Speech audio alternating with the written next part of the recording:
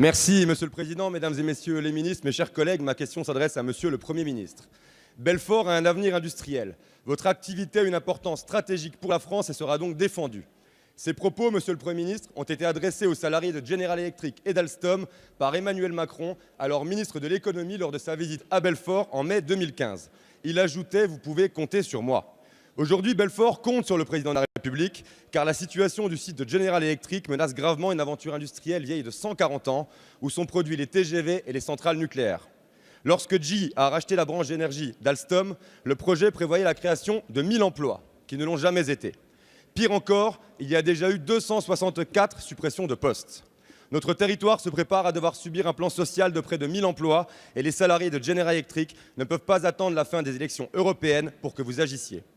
C'est pourquoi les élus du territoire de Belfort ont appelé le président de la République à tenir les engagements qu'il a pris lors de cette fusion qu'il a souhaitée.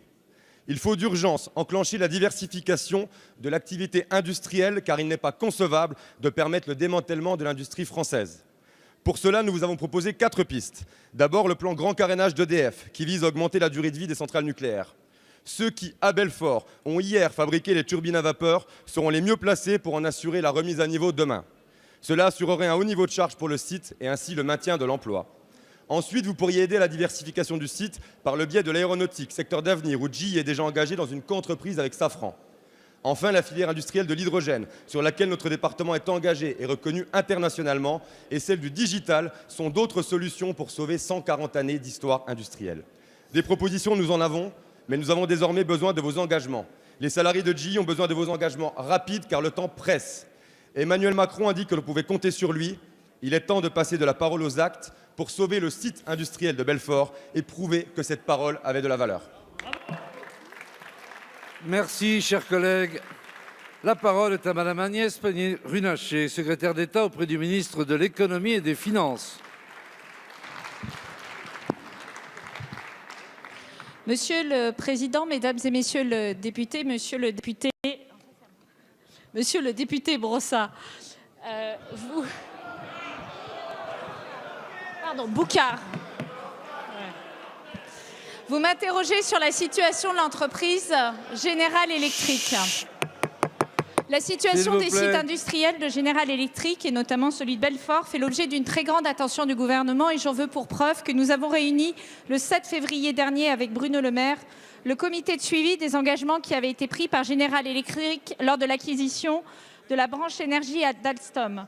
Sur la période 2015-2018, je veux rappeler qu'il y a eu plus d'1 milliard d'euros d'investissement fait par General Electric en France et que par ailleurs, General Electric a recruté 3000 personnes, se traduisant par la création de 425 emplois mi-2017, ramenés à 25 emplois nets à fin 2018. Dans ce contexte, nous avons obtenu de General Electric de mettre en place un fonds d'investissement pour la réindustrialisation des sites proches des sites de General Electric pour 50 millions d'euros.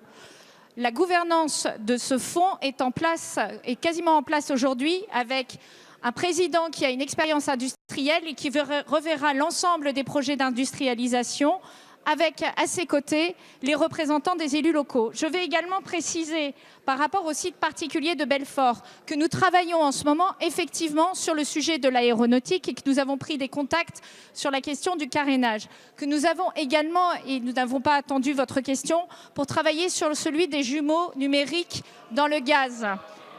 Donc ces sujets avancent avec des moyens, 50 millions d'euros, une mission qui est présidée par un grand industriel et des équipes mobilisées qui sont dans les actes et pas dans les paroles. Je vous remercie.